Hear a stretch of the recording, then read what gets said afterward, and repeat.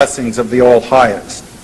Then we have the MH-Chaos program and the COINTELPRO program, CI and FBI programs, where they were manipulating student and labor organizations and civic organizations, disrupting them, trying to redirect them. We have the findings of the Church Committee that they were getting journalists, up to about 200 journalists, including some of the biggest names in the business, and getting them to cooperate with the CIA to put its propaganda into our media so that we would be influenced with misunderstandings of what was happening in Southeast Asia, Korea, or Vietnam, or China, or Central America, other parts of the world that our government wanted to destabilize and attack and fight wars. Co-opting professors to work with the CIA to manipulate student groups and build files on students, publishing 1,200 books in which they were paying professors, scholars, journalists to write books in their names. And these books are still in our libraries today because the Church Committee couldn't force the CIA to reveal the titles. CIA propaganda, so that if you're doing your dissertation on the Vietnam War, for example, probably 1 or 2 dozen of the books that you'll have in your bibliography, if not more, will in fact be CIA propaganda. And you can only guess and try to discern which is which. And this is not ancient history. FBI Director William Sessions announced about this time last year that he was disciplining officers that he found had been improperly targeting CSPIS and 160 other civic organizations.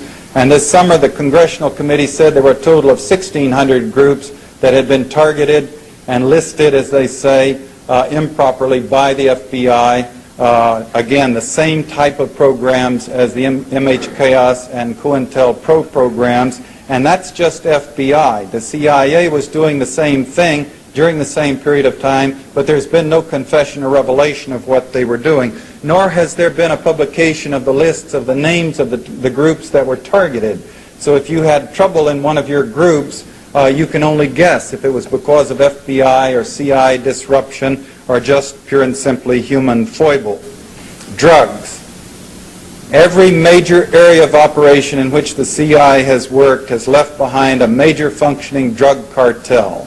Again, this is a major subject we could talk about all night. I'll just mention it. We can go back to it in detail if you like in the question and answer. The French connection grew directly from the OSS, the CIA's predecessors, getting Lucky Luciano out of prison and funding him to activate the mafia to work with the U.S. forces during the war and then right after the war to break up the strikes on the docks in Marseille. The Golden Triangle in Southeast Asia grew directly out of our covert policies there. Before it had been run by French intelligence with the Corsican Mafia. We took over with our Air America and civil air transport planes, flying in arms to our allies, flying back out with the heroin. The first target being U.S. GIs during the Vietnam War, the second target being the United States itself. The Golden Crescent. Afghanistan, of course, is the largest covert operation the CIA has run to date. We understand in terms of the hundreds of millions of dollars it's cost, going on for over a year, and sure enough, after about 6 years, the Golden Crescent in that area becomes the largest source of heroin in the world today. And then again to mention the Medellin Colombian cocaine cartel getting the big surge of its activities during the 80s, the importation of cocaine in 1981, according to the DEA, being 1,000 kilograms, jumping to 35,000 kilograms, a little over 35 tons in 1987, while we have, again, the findings of the Kerry Committee, the findings of investigative journalists, the massive overlapping between the Contra program and the Medellin smuggling drugs into this country. The beauty of it being that the Contras, the people who were running the Contra program for the CIA, were eminently corruptible, and the planes would fly down with arms and come back to our National Guard and Air Force bases where they had CIA clearances. So they could land at Homestead and then have passes to, load onto the trucks and clear the bases without being stopped. And when they would be stopped, or someone like Leon Kellner, the attorney down in Florida trying to prosecute, word would come down from the Attorney General's office, to tell them that it was national security, that they should not try to prosecute this thing. Even Adolfo Calero's brother-in-law caught involved in the importation of 200 kilograms of cocaine into this country and not prosecuted again because they said it involved U.S. national security, namely the destabilization of Nicaragua. See for yourselves. If you'd like to get your information from video, see Guns, Drugs, and the CIA, the Frontline PBS show, or read for yourselves. Read The Great Heroin Coup by Heinrich Kruger. Read The Iran-Contra Connection by Peter Dale Scott. Read The Politics of Heroin in Southeast Asia by Al McCoy. Read The Cocaine Wars by Paul Eddy. Read Out of Control by Leslie Coburn. Read Mafia Kingfish by John Davis. Read The Senator Must Die by Bob Morrow. 80% of the people in this country have been polled for some time when they're pinned down. Do you believe that Lee Harvey Oswald acted alone in killing John Kennedy, or was there a conspiracy? 80% of the people have been saying there had to be a conspiracy. But we were saying this without having the facts, without being able to say what kind of a conspiracy, who was behind it. Now we have the facts out in abundant detail. This, by the spring of 1963, the liberal President John Kennedy had antagonized a number of powerful and very ugly forces in this country.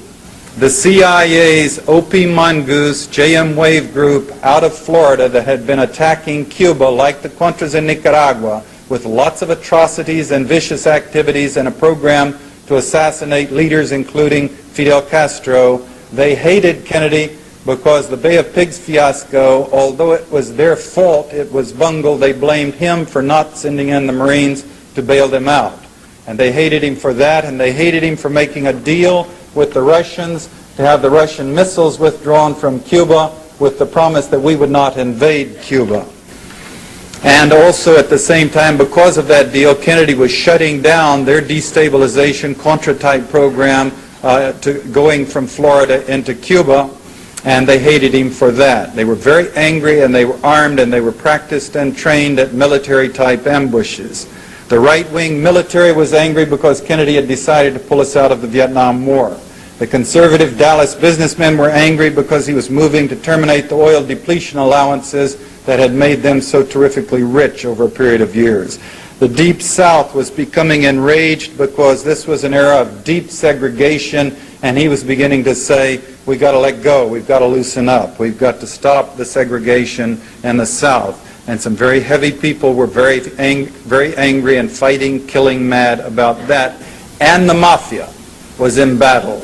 John Kennedy, the president, and his brother, Bobby, the attorney general, had for years been waging a war against the mafia, trying to put the leaders in jail, throwing Carlos Marcello, the Don from New Orleans, out of the country, going after them in a serious, systematic way.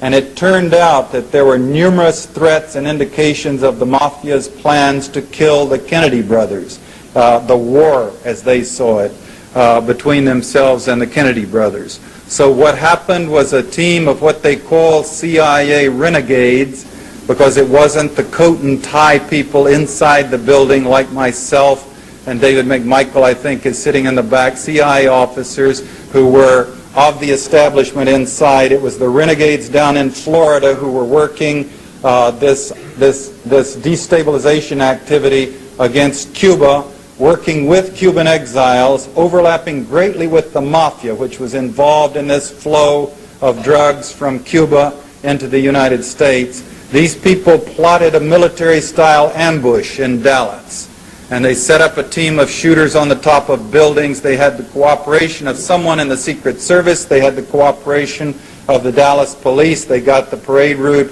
redirected. They got Kennedy into the cars into this place where we would have to make a 120-degree turn. The Secret Service driver stopped when the bullets began flying, and anyone who's been through that kind of training, and I've been through their bang and burn courses, they drill it into you that when the bullets start flying in a situation like you have a president or yourself or something, you mash down on the gas and you get the hell out of there. You don't stop and look around, as a seasoned Secret Service driver did, in fact. And Kennedy was shot down short distances from shooting stations, probably 4 of them, firing probably 7 shots. He was hit twice, once in the back, once in the front of the neck, and twice in the head. Connolly was hit once or twice. 2 bullets were fired on each side of the thing. The convoy then blasted away and got out of there. Immediately, the FBI launched the cover-up, the announced purpose by the people in the establishment being to prove, to reassure, as they put it, the nation that it was the work of the lone assassin, Lee Harvey Oswald. The evidence was tampered with massively. The president's body was altered. The photographs of the autopsy were altered. And 49 witnesses were killed so they could not blow the whistle and testify and blow this thing open until this day. Despite the fact that the House Committee in 1979 concluded that it was a conspiracy, there has been no formal investigation by the Justice Department of the conspiracy to kill our president. This was nothing less than a coup d'etat. They, the conservatives, the ones that hated John Kennedy, were faced with his re-election and possibly his brothers after that, and they could not be bothered to wait for democracy to take its course, so they plotted an ambush and they killed him. And their choice, a man who was playing ball with them, who was accepting money from the mob, Lyndon Johnson, moved right into the presidency. And the oil depletion allowance, the Vietnam War, the essential things they wanted, they got immediately. The crusade against organized crime was dropped, and world went on as they wanted it to, according to their wishes, without their having to bother with an election. Read for yourselves. We've got a number of meticulously researched books out on the market now, and a bunch of people who are determined to bring this out and finally, 2.5 decades later, make it clear to the people that the government must sooner or later face the truth and go after and punish the people who are responsible for assassinating our president. Read High Treason by Grodin and Livingston. Read The Senator Must Die, or Betrayal by Bob Morrow. Read On the Trail of the Assassin by Jim Garrison. Read Contract on America, the bestseller that's afoot today by David Scheim. Read Mafia Kingfish by John Davids. Read Gumshoe by Josiah Thompson. Read Reasonable Doubt by H. Hurt. Read Best Evidence by David Lifton. Read Secrecy and Power, The Life of J. Edgar Hoover by Richard Powers. Among other things, you'll find that J. Edgar Hoover, the FBI director, was a major hoodlum. He was the master of blackmail in this country. Everyone in Washington knew it. He was building files on senators and congresspeople. If they crossed him, they would be exposed. If they tried to force an investigation of the FBI, they would be exposed personally. If they tried to force investigations of the mafia, they would be exposed. Richard Nixon had mob ties dating back to his first election campaign in California. Lyndon Johnson, anyone down in Texas could tell you that his campaigns were very dirty. And now we come to the breathtaking scandal of having this man, Manuel Noriega, who's a former paid CIA agent under 6 presidents. That's according to George Bush. He revealed that information in the presidential debates with Michael Dukakis.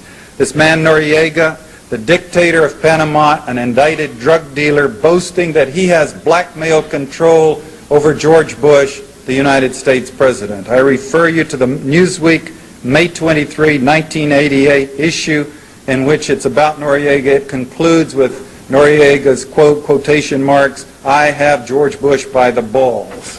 This may help you understand why, of all the dictators in the world who are smuggling drugs, who are not very nice, who have manipulated elections, why George Bush has a fixation on Noriega. He's got a problem there.